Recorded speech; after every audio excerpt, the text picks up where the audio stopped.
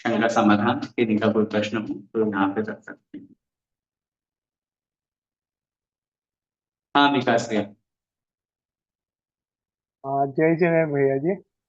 भैया जी, एक जय प्रश्न जी। है कि जय जय आज मुनिराज को अपन लोग मतलब अपन जानते हैं कि वो कोई भी औषधि जो भी लेते हैं वो आहार के समय ही लेते हैं, और अन्य समय नहीं लेते हैं। बट आज जो अभी मॉडर्न जो अपना डेवलपमेंट हो रहा है मेडिकेशंस वगैरह में, उसमें मेडिकेशंस, ट्रांसडर्मल मेडिकेशंस मतलब होता है स्किन पे आपका वो प्लास्टर या कोई चीज लगा हुआ है, वो स्किन पे अगर चिपका दे तो उससे भी आपका मेडिकल मेडिसिन बॉडी में चला जाता है। तो अपन जैसे गुरुवर वन मुनिराज सेकेंड, लोग एक को मिनट हाँ जी। एक मिनट रुकिएगा। Just 1 second.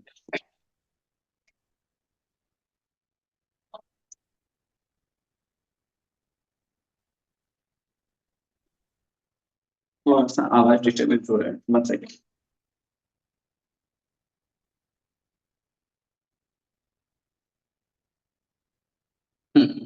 बताइए, आपने कहा कि वैसे तो औषधि जो है वो आहार आदि के माध्यम से होती है। अब जो दूसरा सिस्टम आप बता रहे हैं उसके वहां से शुरू अब कीजिए। हाँ, तो औषधि तो आहार के रूप में ही जाता है, और आहार में ही जाता है। बट अभी जो मॉडर्न मेडिकेशंस वगैरह आ रही हैं भैया जी, उसमें क्या होता है कि ट्रांसडर्मल पैच होता है। वो पैच मतलब प्लास्टर टाइप या पैच कुछ लगा हुआ रहता है, या फिर पतला झल्ली टाइप होती है, वो स्किन पे लगा देते हैं। वो स्किन से क्या होता है, आपका स्किन के अंदर चले जाता है, और वो जो बुजुर्ग होते हैं, एजेड लोग होते हैं, उनके लिए ये स्पेसिफिक मेडिकेशन ज्यादा इफेक्टिव होता है, क्योंकि वो मेडिसिन डाइजेस्ट नहीं कर पाते, तो उनके लिए ये चलता है। तो हमारे मुनिराज को जैसे अपन वैयाव्रती करते हैं तो उसमें अपन पे घी लगाते हैं, ऐसा कुछ पैर में भी घी लगाते हैं। तो उसमें अपन लोग मतलब क्या इस रूप में उसको भी अपन यूज कर सकते हैं क्या? क्योंकि क्या बिल्कुल। है तो मेडिसिन। और जब घी लगा रहे हैं तो घी भी तो एक बाहर से स्किन में अपना जा रहा है, तो ठीक है। उसको भी नाइस अपन कर क्वेश्चन। सकते हैं। और प्रेजेंट के अकॉर्डिंग आपने जो बात कही है ये बहुत अच्छा प्रश्न है। हालांकि सच बोलूं तो ऐसे प्रश्नों का उत्तर गुरुदेवों के मुख से अगर मिले, चाहे सिद्धार्थ मिश्रा के प्रमाण से अगर मांगे तो और अधिक अच्छा आंसर अपन को दे पाएंगे। लेकिन हम जितना हमारे समझ लिए तो पा रहे हैं उस हमारे रूप लिए में तो यहाँ आगम के हमारे लिए तो आप दुबई में बाहर में आप इसका समाधान बहुत अच्छा से कर रहे हो, तो वो उसमें हम कुछ भी पूछ लेते हैं भैया। ठीक। हाँ। ठीक बात नहीं, बहुत अच्छा है। देखिए, दो बातें समझिएगा। मैं आपको आगम के साथ में निवेदन करते हुए आपको बताना चाहता हूं कि आचार्य भगवंत पूज्यपाद स्वामी महाराज जिन्होंने सर्वार्थ सिद्धि ग्रंथ लिखा, वहां उन्होंने जहां दान के 4 भेद बताए, बहुत बड़ी बात कह रहा हूं मैं आप लोगों के बीच में, क्योंकि ऐसी बहुत सारी बातें जो हम लोग जानते हैं वो बहुत बार आप लोगों के बीच में नहीं रख पाते हैं। क्योंकि कुछ चीजें ऐसी होती है जो प्रचलन में, अब दान कितने प्रकार का है? 4 प्रकार का। औषधि, शास्त्र, अभय और आहार दान। लेकिन आपको एक नई बात है, आचार्य पूज्यपाद स्वामी महाराज ने 3 ही दान बताए। आहार दान, अभय दान और ज्ञान दान। प्रश्न बना, औषधि दान क्यों नहीं? औषधि के। तो वहां उत्तर दिया गया, औषधि भी तो आहार के माध्यम से ही ली जाती है। बात समझ में आई? तो औषधि भी आहार है। और आचार्य श्री कहते थे, आहार को भी औषधि बना के खाओ। आहार लेना नहीं है, आहार भी एक औषधि है। आहार का मतलब क्षुधा, रोग को शांत करना। बात समझ में आ रही है? देखना आचार्य श्री का कितना बड़ा चिंतन है। आप भोजन कर रहे हैं, क्यों कर रहे हैं? भूख को शांत करने के लिए। भूख क्या है? रोग है कि नहीं? बोलिए। औषधि क्यों ली है। जाती है? रोग को शांत करने के लिए। तो भोजन भी औषधि की तरह ग्रहण कीजिए। पेटू मत बनो, बार बार मत खाओ। खाओ स्वाद के लिए मत खाओ। औषधि कभी स्वाद के लिए प्रयोग नहीं की जाती। ये सब बातें। अब मैं पॉइंट पे आता हूं। तो कहने का तात्पर्य मुख के माध्यम से ही औषधि का ग्रहण होता है। अब रही बात जो प्रेजेंट टाइम की थेरेपी है या इस तरह का कोई भी ऊपर शरीर की अगर ऊपर हमको लेप आदि करके मुनिराज की वैयावृत्ति करते हैं, तो इसमें मुनिराज को कोई दोष नहीं लगता है। क्योंकि एक बार किसी प्रसंग पर हमने मुनिराज को कहा कि महाराज जी, हमने बहुत बार के माध्यम से वैयावृत्ति करते हैं, तो हमारे शरीर में जो छोटे छोटे ये रंध्र होते हैं, छोटे छोटे छिद्र होते हैं। जैसे अब आप मालिश क्यों करते हैं? मालिश करते ही शरीर पुष्ट पोस्ट होता में। है कि नहीं? होता है। तो वो पुष्ट हो रहा है तो इसका मतलब वो अंदर जा रहा है आपका, और अंदर जाते ही वो तो आपको फिर तो दोष लगेगा आहार का, आपने वो ग्रहण कर लिया। तो महाराज ने कहा, आहार पहली बात तो मुख से होता है। दूसरी बात, तेजाहार जिसको ओजाहार भी कहते हैं, वो पशुओं के होता है, पक्षियों के होता है। हम और आप तो कवलाहार करते हैं। तो इस यहाँ मालिश करने से पेट नहीं भरेगा। यहाँ मालिश करने से हमारा कोई रोग शांत नहीं होगा। और पेट भरने वाली जो बात है या आहार अंदर जाने वाली बात, तो फिर महाराज कहने लगे कि अगर आप ऐसा मानेंगे तो फिर जैसे हम लोग ध्यान करते हैं और गर्मी है, पानी हमारे शरीर के ऊपर आया, बारिश आने लगी, तो हम क्या उस पानी को जो अपने आप आ रहा है हमारे शरीर पर, तो क्या हम उसको हटाएंगे? और बहुत बार इन छिद्रों के माध्यम से पानी भी तो ऑब्जर्व करता है हमारा शरीर, पानी भी तो जाता है थोड़ा बहुत शरीर में, लेकिन वो आहार नहीं है। उसी तरह से आप जो कह रहे हो, अगर इस तरह की कोई थेरेपी है, लेकिन शर्त यह है निर्दोष औषधि होनी चाहिए। क्योंकि हमारे यहाँ मुनिराज को जो दिया जाता है वो निर्दोष होना चाहिए। अगर उसमें कहीं जीव हिंसा हो रही है तो मुनिराज नहीं लेंगे। बहुत बार हमने देखा है कि महाराज जब अस्वस्थ हो जाते हैं तो शरीर के ऊपर कोई पट्टी आदि लगाना है, अपन अपनी वैयावृत्ति के निमित्त से, थेरेपी आदि के निमित्त से तो लगाते हैं। कोई लेप आदि लगाना है तो लगा सकते हैं। बस शर्त ये होनी चाहिए वो औषधि निर्दोष हो। अगर उसमें जीव हिंसा होकर के और फिर उसका प्रयोग किया जा रहा है, तो उसका फिर प्रयोग मुनिराज नहीं करेंगे। इसलिए वैयावृत्ति के निमित्त से कोई श्रावक अगर मुनिराज की इस तरह से भी सेवा शुश्रूषा करता है, रोग दूर करने के लिए, रोग मुक्त करने के लिए ये भावना प्रकट करता है या ये क्रिया करता है, तो कोई आपत्ति नहीं। बहुत बहुत धन्यवाद। बहुत। जय। संदीप जी।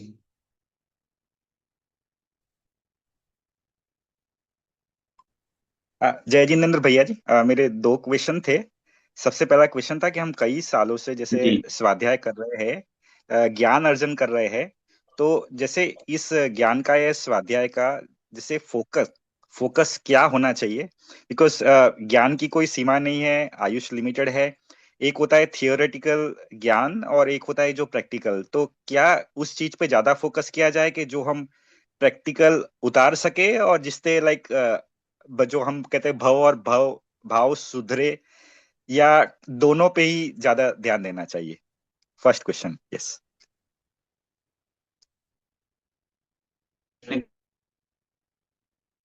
आचार्य भगवंत कुंद कुंद स्वामी महाराज ने लिखा है, णाणम फलम उपेक्षा। ज्ञान का फल, ज्ञान का लक्ष्य क्या है? तो उन्होंने उत्तर दिया उपेक्षा। उपेक्षा का मतलब होता है वैराग्य। उपेक्षा का मतलब होता है समता भाव। उपेक्षा का मतलब होता है राग द्वेष में कमी होना। उपेक्षा का मतलब होता है पाप और कषायों से दूर होना। तो जो आपने बात कही है उसके उत्तर में हम यही निवेदन करना चाहेंगे कि परिणामों की निर्मलता ही हमारा मुख्य उद्देश्य है स्वाध्याय का। एंड नॉट ओनली परिणामों की निर्मलता, परिणामों की निर्मलता के साथ में जो आचरण हमारा है, जो क्रिया हमारे द्वारा की जा रही है, वो भी सही होना चाहिए।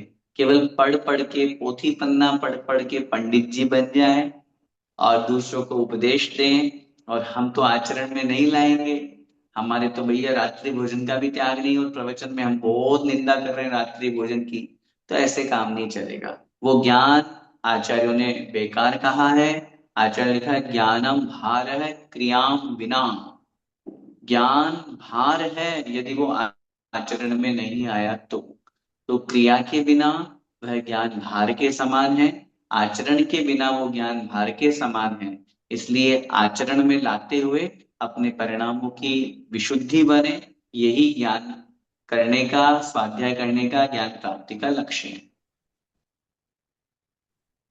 जैसे मेरा दूसरा क्वेश्चन था, जैसे अभी हम लोग जो जैसे ज्ञान ले रहे हैं, जैसे अभी हम सपोज पढ़ रहे हैं देवों के बारे में, लाइक उनके फीचर्स के बारे में या कुछ, तो जैसे अगले भव में मैं सपोज कोई देव बनता हूँ, तो ये जो मैंने ज्ञान जो अभी अर्जित किया है, जैसे कोई भी देव में बनता हूँ, तो क्या मुझे ये जो ज्ञान है वो याद रहेगा? क्या मैं उसको यूज कर सकूंगा? और जैसे देवगति में या कोई स्वाध्याय की भी मतलब प्रक्रिया होती है, कोई आपको ज्ञान देगा?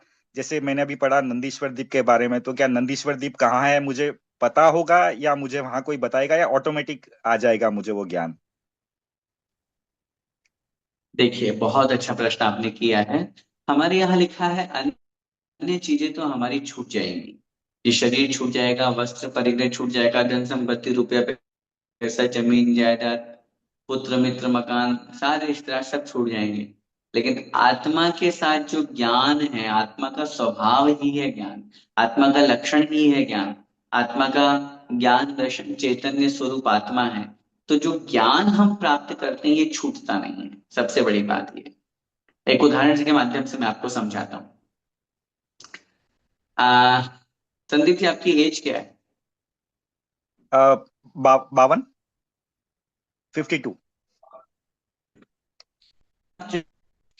आप चीजें पढ़ी होंगी, first class, second class, third class में, नाइन्थ क्लास में, टेंथ क्लास में। आफ्टर देन आपने एग्जाम दिया, आगे बढ़ते गए बढ़ते गए बढ़ते गए। अब सेवेंथ एट्थ में आपने जो मैथमेटिक्स में कुछ अल्फाबेट्स वगैरह पढ़े थे, या कुछ वो बीटा वगैरह जो होते हैं वो पढ़े थे आपने, वो अब निकल गए। आप अपनी लाइन में लग गए, सीए बन गए, सब कुछ हो गया, शादी हो गई, सब कुछ हो गया। अब बच्चे आपके वापस हुए, बच्चे जब स्कूल जाने लगे तो वो आपकी क्लास, वापस उस क्लास को वो पढ़ रहे हैं, और वो अल्फा बीटा वगैरह सब पढ़ने लगे। तब आपको वापस वो रिकॉल हुआ कि नहीं हुआ कि हाँ यार ये तो मैंने भी पढ़ा था? होता है ना ऐसा? हाँ हाँ, लेकिन पूरा याद नहीं रहेगा, बट बोलिए। थोड़ा बहुत तो आइडिया। हाँ, पूरा याद नहीं होगा लेकिन थोड़ा बहुत राइट आइडिया राइट, रहेगा। पूरा याद नहीं रहेगा। हाँ हाँ हाँ, पूरा याद इसलिए नहीं रहा रहता था पूरा, क्योंकि अपन ने उसको कंटिन्यू नहीं किया। लेकिन अपने को 2%, 5%, 10% भी, हाँ यार ये तो मैंने पढ़ा था ना, देखो इसका सूत्र ऐसा हो सकता है, ये ऐसा हो सकता है, पढ़ोगे तो वापस वो जल्दी याद हो जाएगा।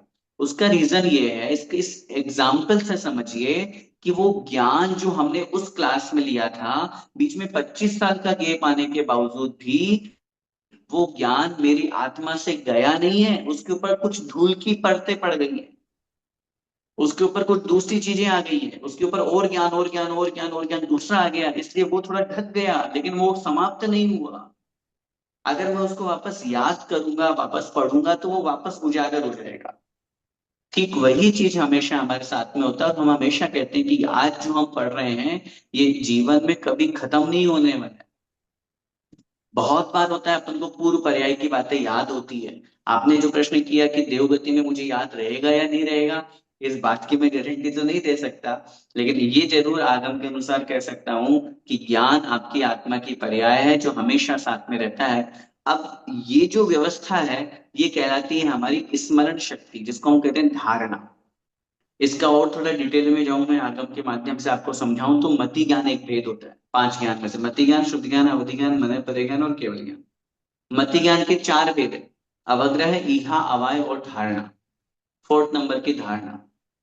हर व्यक्ति की धारणा अलग अलग होती है। जैसे हर व्यक्ति का ज्ञान का क्षयोक्षम अलग अलग है, हर व्यक्ति का मति ज्ञानावरण का क्षयोक्षम अलग अलग है, ऐसे ही हर व्यक्ति की मति ज्ञानावरण में धारणा ज्ञानावरण कर्म का क्षयोक्षम अलग अलग है।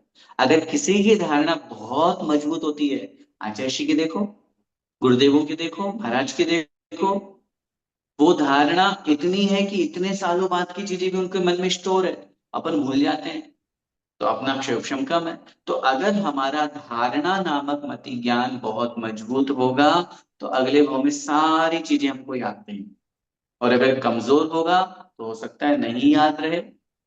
और रही बात वहां पे, देवों में 2 चीजें बहुत अच्छी है, जो सम्यक दृष्टि देव होते हैं अच्छा है, कभी अकृत्रिम चित्तालय में जाते हैं तो वो आपको सौभाग्य मिलेगा। तीसरे नंबर पे आपने नंदीश्वर के बारे में पढ़ा तो वहां कोई बिल्कुल आपको याद रहेगा, और नहीं याद रहेगा तो वहां व्यवस्था ऐसी बनी हुई है कि चारों निकाय के देव तीनों अष्टांगिका में नंदीश्वर जाते हैं तो आपको बोलेंगे चलो चलो नंदीश्वर, और वहां की रचना देख करके जो आपने शास्त्र में पढ़ा वो आपको याद आ जाएगा। तो इन सब ज्ञान का स्वाध्याय का ये सबसे बड़ा फल है जो हमारे हमारे भविष्य में हमारे परिणामों को अच्छा बनाने में निमित्त बनता है। धन्यवाद पंडित जी। जय जयंत। श्रवण संस्कृति जीसीसी दुबई के नाम से है। जय जिनेन्द्र पंडित जी। पंडित जी, मेरा क्वेश्चन था 22 परिचय के बारे में। क्षुप्त पिपासा जो आपने 22 गिनाए, कभी कभी रात को मैं जब मतलब लघु शंका के लिए उठता हूँ तो मुनिराज की मुझे याद आती है, वो कैसे जाते होंगे। तो क्षिप्त विपाशा शीतोष्ण दशमशक नागना रति स्त्री चर्या शयन, उसमें मल सत्कार पुरस्कार ये कहा गया। मल का क्या है मीनिंग, और उसमें लघु शंका का एक देखा नहीं, और दंशमशक देखा बग्स वो भी चुभते हैं ना, उसका एक मैंने मतलब उसमें यानी बिच्छू बिच्छू का भी चुभन होता है, आचार्य श्री को बिच्छू ने भी काटा था, सर्प का भी ये होता है। तो 22 से ज़्यादा परिचय हो सकते हैं क्या, ये मेरी शंका है। देखिए, पहली बात तो ये बात आपको याद आती है या आई, ये बहुत अच्छी बात है। कम से कम हम उस समय में मुनिराज का स्मरण करके उनकी धन्यता, उनकी परिचय जयिता पर विचार करके उनको वंदना भक्ति भाव से कर रहे हैं। और ऐसा होता भी है, लेकिन चूंकि अपन गृहस्थी हैं, अपन प्रमादी हैं, पापी हैं, इसलिए अपन लोगों के साथ में ये चीजें होती हैं। वो तो बड़े पवित्र आत्माएं हुआ करती है तो वो पूरा कंट्रोल करके रखते हैं। और कंट्रोल के साथ में ये मान के चलिए कि एक आहार दिन में एक बार लेना है तो उनका पूरा सब सिस्टम से वो अपने शरीर को बना के रख पाते हैं। तो ये चीजें बहुत उनके अनुकूल वो अपने शरीर को रखते हैं। रही बात परिचय, तो 22 ही हैं। जितने भी परिचय हैं उन सबको 22 में इंक्लूड कर लिया। और ऐसे देखा जाए तो असंख्यात परिचय हैं। जैसे आपने कहा सर्प का परिचय है, या कहीं आपने बड़ा बिच्छू ने खाया, दंशमशक नाम का परिचय है। आपने कहा चलते समय कंकड़ पत्थर आदि चुभते हैं, हाँ तो उसमें क्या नाम से, सॉरी, शुद्ध पिपाशा शीतोष्ण दंश मशक नाग्न रति स्त्री चर्या, चर्या परिचय जय में ही आएगा। चलते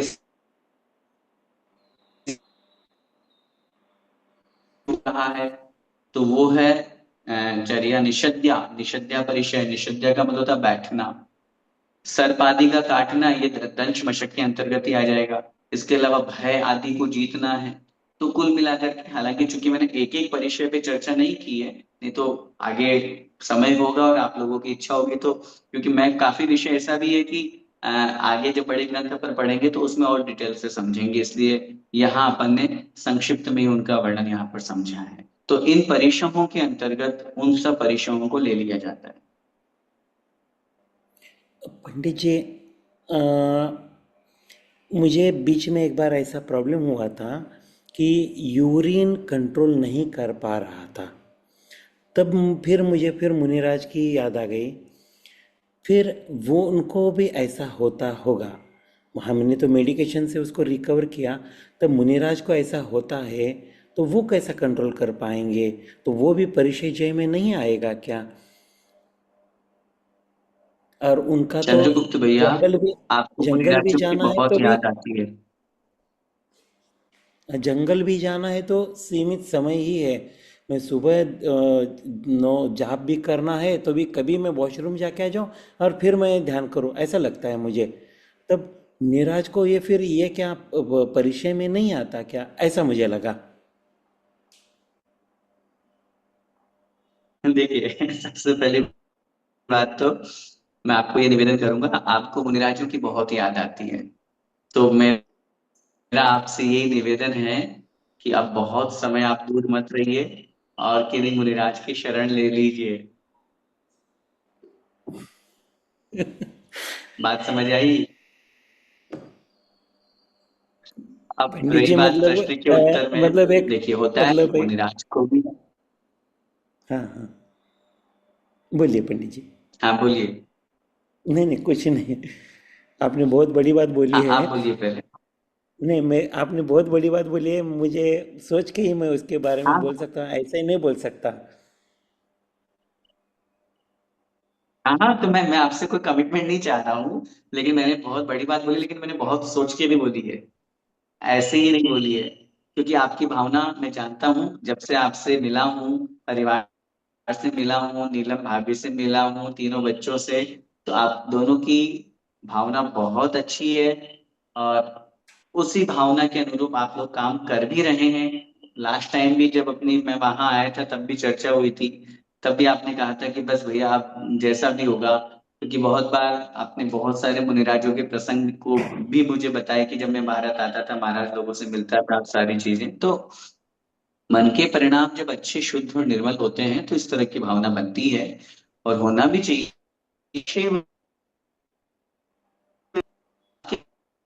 हर व्यक्ति का एक दिन, अभी मैं किसी स्थान पर था, मैं मतलब उनको मित्र का नाम नहीं बताऊंगा, वो बड़े अच्छे सरल परिणामी थे अभी इन दिनों में।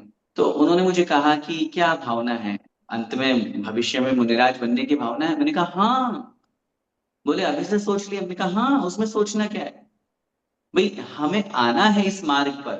कब आएंगे ये ठीक है, मैं अभी नहीं कह सकता हूँ, लेकिन मन की भावना तो है, तो भावना हमेशा भाग्य रहना चाहिए।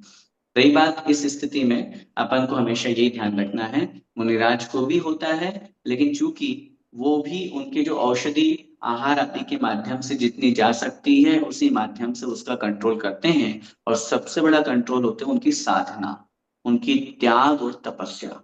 वो बहुत बड़ा एक उनके लिए औषधि है। इसलिए उनका, अपन भले ही अपनी औषधि बार बार लेकर के, 3 बार लेकर के ठीक कर लें, लेकिन वो जितनी औषधि, जितना उनको कहा गया उसी अनुसार वो कंट्रोल कर पाते हैं और कर लेते हैं। और बहुत बार ऐसा भी होता है कि नहीं हो पाता है, तो नहीं हो पाता तो उसको वो परिश्रम को जीतते हैं। ये समझना चाहिए। धन्यवाद पंडित जी। हाँ पंडित जी दिलीप ने है। साहब, पंडित जी साहब, चंद्रगुप्त जी। जो है बहुत अनन्य भक्त है आचार्य श्री का, और बहुत भव्य जीव है, बहुत भव्य जीव। बिल्कुल। ये विकास भैया का बड़प्पन है पंडित जी। मुझे तो मैं अनुमोदना। एकदम कॉमन लगता हूँ, वो मुझे ऐसा कुछ नहीं, वो विकास भैया की दृष्टि है वैसे। अच्छा है, बहुत अच्छा, अच्छे परिणाम है, बहुत अच्छा। धन्यवाद दिलीप धन्यवाद नेहा जी। पंडित जी, धन्यवाद विकास भैया।